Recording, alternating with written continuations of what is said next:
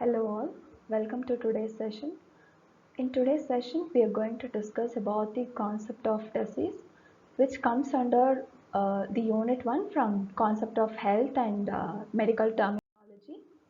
And today we are going to discuss about various concepts, which includes like the definition of the disease, followed by the different concepts which is involved in disease causation and what is meant by this germ theory of disease, followed by epidemiological triad and what are all the components which are included in the epidemiological triad, followed by what is meant by triangle of epidemiology and like what is the difference between this epidemiological triad and triangle of epidemiology, and finally we are going to discuss about what are all the different factors which involve in the disease causation. So it is nothing but the multifactorial causation. Okay, so now moving to the definition of disease. So let me start with the definition that is given by Webster.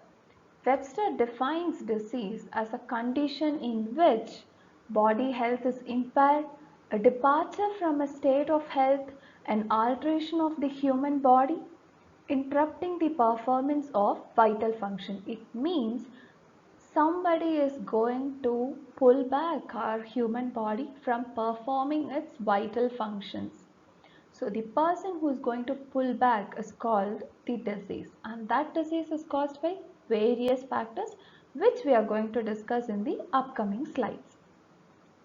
So next, moving to the definition given by the Oxford English Dictionary, it defines disease as a condition of the body or some part or organ of the body in which its functions are disrupted or deranged. It means the actual functions of the body is being disturbed by some factors. That factors is called as a disease. So from an ecological point of view, disease is defined as a maladjustment of the human organism to the environment. It means in one way or the other, human organism is being maladjusted to the normal environment. Okay, so far we have seen various definitions which is given by Webster, followed by Oxford English Dictionary, followed by the ecological point of view. We have seen many definitions. But is it necessary that a disease must have a definition? If you ask me, my answer will be no. Why? Because WHO, you all know about WHO, right? It is World Health Organization who is pioneer in this health study. So this WHO has given a definition for health but not the disease. It means that it is not necessary that disease must have a definition. You cannot define a disease. It is simply a maladjustment of the human body to the normal environment. This is because the disease has many shades.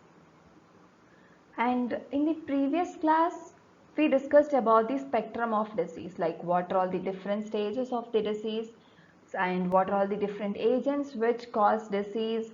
Likewise, so this disease has many spectrums starting from illness, and the last stage will be the death. So a disease, if it becomes severe, it might lead to death also. Now let me tell you the difference between disease, illness and sickness. Disease is a physiological or psychological dysfunction. So if you have a body ache or if you have a headache, it also comes under the disease. Or if you have a depression or if you are upset, it also comes under this disease. Next, coming to this illness part, illness is a subjective state of the person who feels aware of not being well. In one way or the other, he knows that he is not well, but he is not sure like whether which disease has affected him. Next, coming to sickness. Sickness is a state of social dysfunction. That is, sickness is a role which the individual assumes when he is ill. Okay, he knows that he is not well, but particularly he doesn't know like what has affected him. Okay, so far we discussed about the various definitions of disease and then difference between disease, sickness and illness. Now we will move to this concept of disease causation. Like what are all the factors which is going to cause the disease. So in which first we are going to discuss about the germ theory of disease. So this germ theory of disease concept gained its importance or its momentum during the 19th and the early part of the 20th century. It means very recently this germ theory of disease has gained its importance. So the emphasis had shifted from empirical causes to microbes as the sole cause of disease. For example, bad air. So before this 19th and 20th century, before the evolution of this germ theory of disease, people thought like due to this bad air or due to the bad quality of air, people is getting the respiratory disease likewise. But later on, when this germ theory of disease gained its importance, people came to know that the sole cause of this disease is the microbes and not simply the bad air.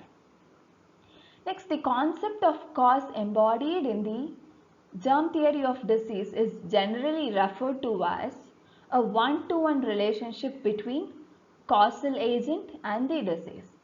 So, this germ theory of disease states that there is a strong relationship between the causative agent and the disease. Based on the causative agents, the disease differs. Next, the disease model which is given by this germ theory of disease is disease agent followed by man followed by disease. It means if a disease agent enters the man, that is the host, here man is referred to as a host. So if it enters a man, it means that disease has already occurred in the man. So the germ theory of disease, though it was a revolutionary concept, it led many epidemiologists to take one-sided view of disease causation. So many epidemiological people, after studying about this germ theory of disease, they took this disease causation to one side view. That is, they could not think beyond the germ theory of disease. They strongly believed in the germ theory of disease. So what happened is like they didn't give importance to any other organisms. Rather, they started giving importance only to germs and not to the external factors. This was one of the major drawback here. So it is now recognized that a disease is rarely caused by a single agent alone. So here you must be clear that a disease is not caused by only one agent, whereas we have n number of agents. Multiple factors are there which cause a disease, but rather depends upon a number of factors which contribute to its occurrence. Therefore, this modern medicine, it has really moved to the strict adherence to germ theory of disease here.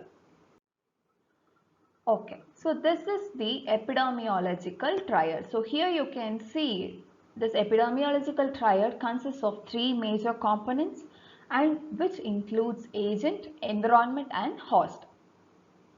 Agent is the one who is going to cause the disease and host is the one who is going to receive the disease. So agent is going to come inside the host, reside there for the incubation period, and then as a resultant it is going to give disease in return to the host.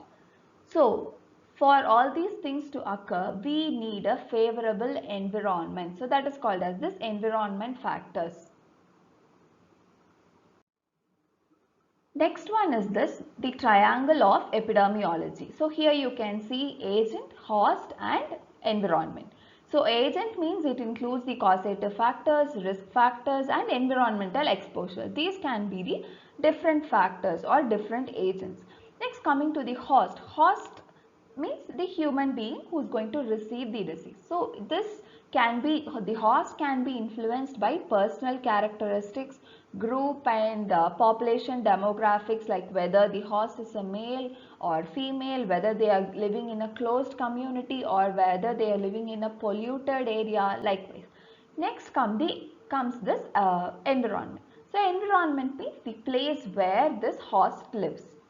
So here you can see a new factor called as time. Time, it denotes the incubation period or the latency period which an agent takes in order to develop the disease in the host.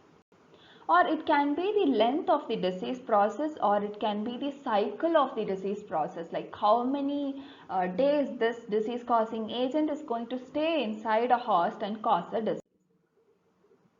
Okay, so the primary mission of this epidemiology is to provide information that results in breaking one of the legs of this triangle. Okay, so if you break one leg of the triangle, it means that you are simply going to affect the cycle of the disease causing agent. So you can eradicate the disease causing agent very easily so that you can stop the outbreak there. Next, moving to this multifactorial causation of disease. So now you will be clear, like disease is not caused by only one single agent or only one single factor, whereas multiple factors are involved in disease causation. So it is now known that disease such as coronary heart disease and cancer are due to multiple factors, and it is not like if you smoke or if you drink you will get a heart disease. No, not at all. Many factors are involved in this. So for example, excess of fat intake, smoking, lack of physical exercise and obesity are all involved in the pathogenesis of coronary heart disease. So if you have all these habits and if you are involved in all these habits, it means that you might get a coronary heart disease. So most of these factors are linked to lifestyle and human behavior. So it means that lifestyle of a person purely influences the disease causing agent. So this advanced model of the triangle of epidemiology and this model of all facets of the communicable disease model, and to make it more relevant and useful with regard to today's disease conditions, disorders or defects, injuries and deaths, it also reflects the cause of current illness and the conditions. So as I told you earlier, like this lifestyle factors, it plays a major role in the disease causing process. So this term agent is replaced by the causative factors here because we know that disease is caused by multiple factors.